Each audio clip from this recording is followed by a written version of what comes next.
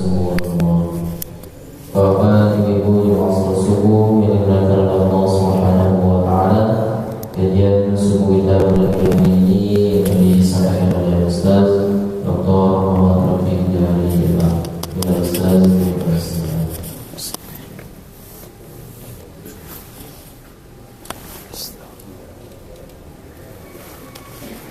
Astaghfirullahaladzim.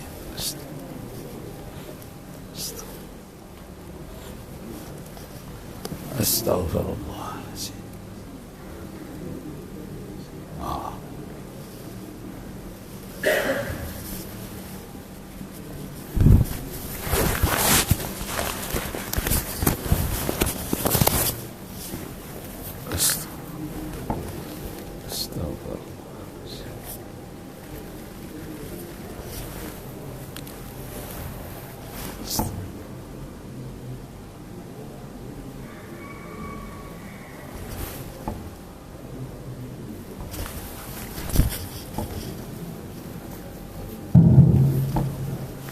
Assalamualaikum warahmatullahi wabarakatuh.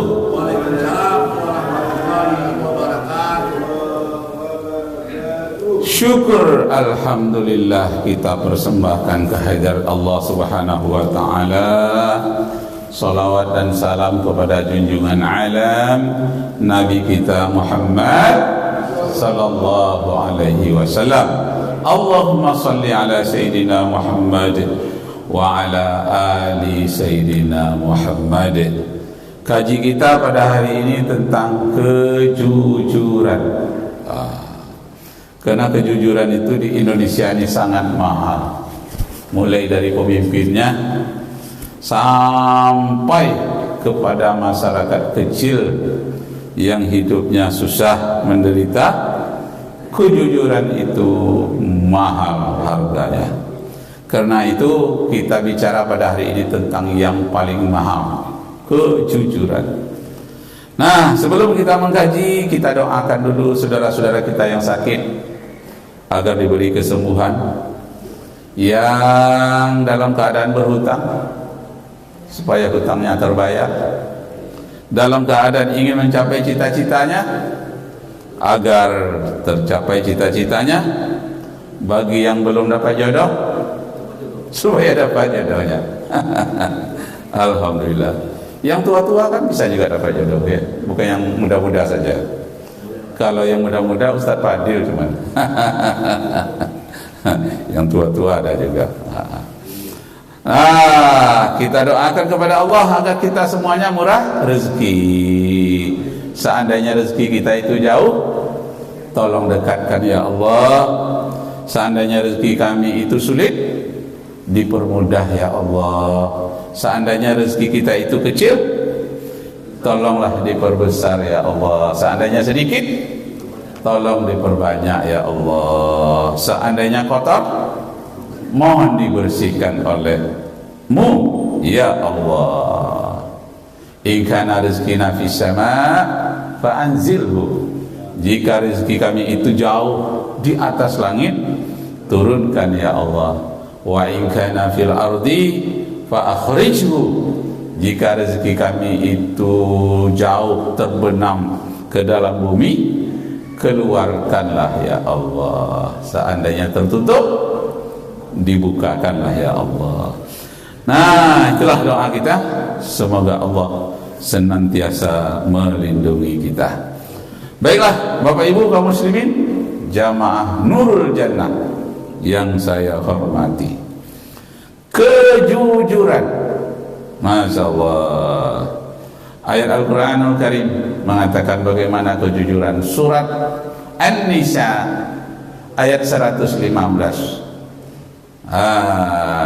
Man yushakikir rasul min ba'di ma tabayyana lahul huda wa yattabi' ghayra sabilil mu'minin nuwallihi ma tawalla wa nuslihi jahannam وساءت مصيرا. Siapakah orang yang menentang Allah dan Rasulnya?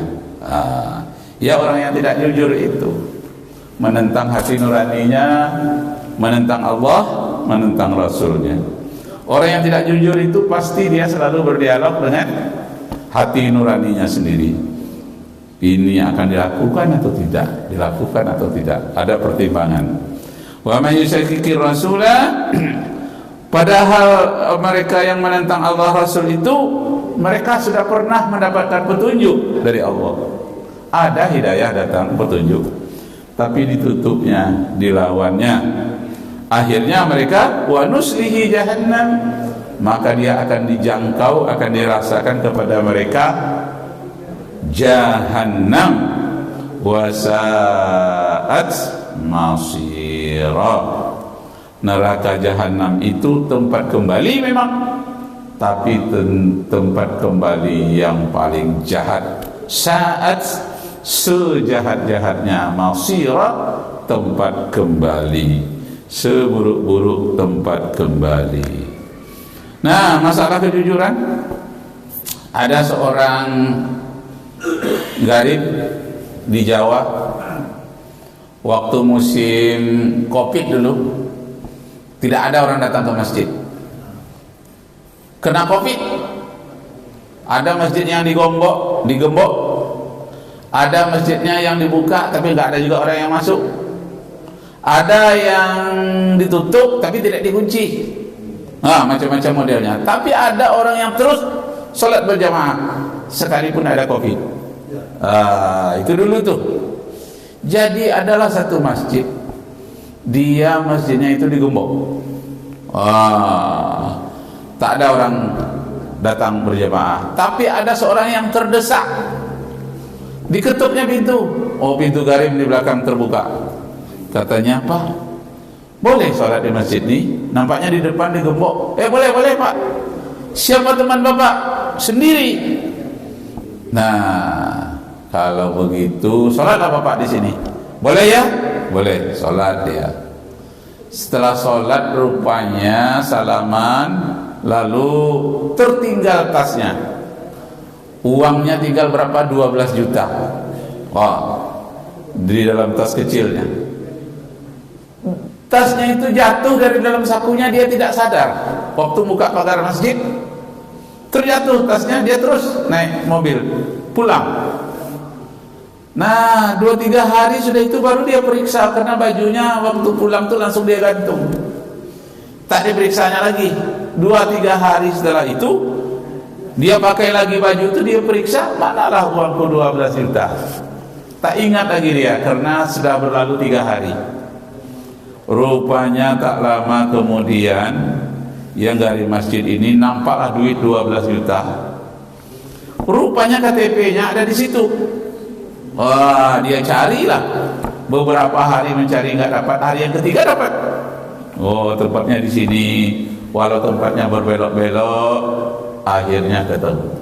Nah, setelah ketemu, apa yang terjadi? Ini kan bapak kemarin yang sholat. Iya, sendiri. Iya. Ini uang bapak. Saya lihat, diberikanlah kepada bapak itu. Setelah diberikannya, ya terima kasih ya, langsung pulang yang dari masjid tadi. Begitu dia pulang, tunggu Pak. Tunggu apa? Tunggu sebentar. Diambilnya lah dari 10 juta itu dikasihnya 6 juta. Separuh. 6 juta dikasihnya kepada gharib masjid itu. Gharib masjidnya belum tua sekali, tapi umurnya lebih dari 40 tahun. Udah punya anak, punya istri. Nah, dikasihnya 6 juta. Aduh Pak, ini terlalu banyak, nggak usah diberikan saya. Dikembalikannya uang tuh. Dia pun pulang.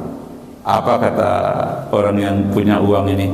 Masya Allah, kalau uangku hilang semuanya 12 juta, tak dapat aku berinfak. Ini separuh saja kembali, saya dah senang. Tapi yang dari masjid tadi tidak mau menerima. Maka dicarinya akal. Dicarinya akal supaya tetangganya yang memberikan. Jangan disebut dari dia. Tetangganya yang berikan. Ibu-ibu, di ibu-ibu tadilah.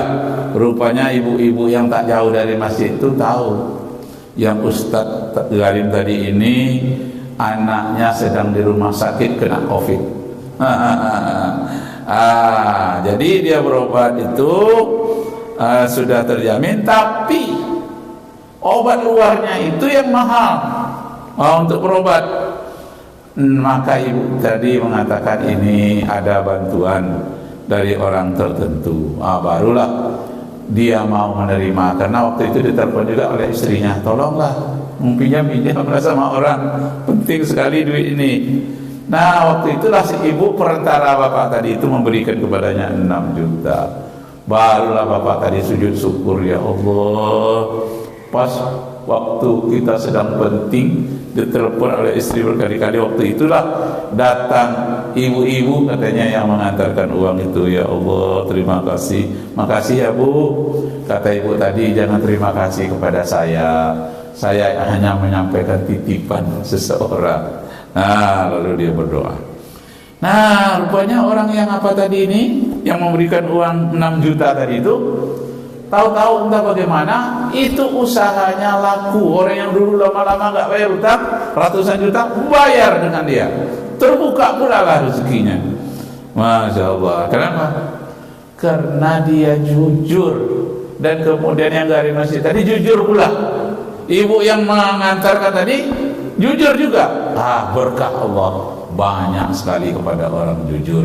Itulah disebutkan dalam Al-Quran, walau anna ahlal qura amanu wattaqau la fatahna alaihim barakatim minas samai wal ard walakin kazzabu fa akhaznahum bima kanu yaksibun. Seandainya penduduk suatu daerah itu betul-betul jujur semuanya, beriman dan bertakwa, Allah limpahkan berkah dari langit dan dari bumi. Tapi seandainya mereka mendustakan ayat-ayat Allah, mereka akan menerima balasan sesuai dengan apa yang mereka kerjakan. Baiklah Bapak Ibu kaum muslimin yang berbahagia, jadi kejujuran itu sangat penting. Nabi kita, Nabi Muhammad SAW, 4 sifatnya. Sifat yang pertama adalah jujur, yang disebut dengan siddiq. 4 sifatnya: siddiq, amanah, tabligh, fatona. Siddiq, jujur, lurus, itu dilakukan oleh Pak Garim tadi, dilakukan pula oleh orang yang ketinggalan uangnya itu tadi. Dan amanah dilakukan oleh ibu yang tempat menitipkan uang tadi itu. Amanah dilaksanakannya. Sudahlah jujur, lurus, amanah. Lengkap di situ. Allah memberikan berkah yang tiada terkira.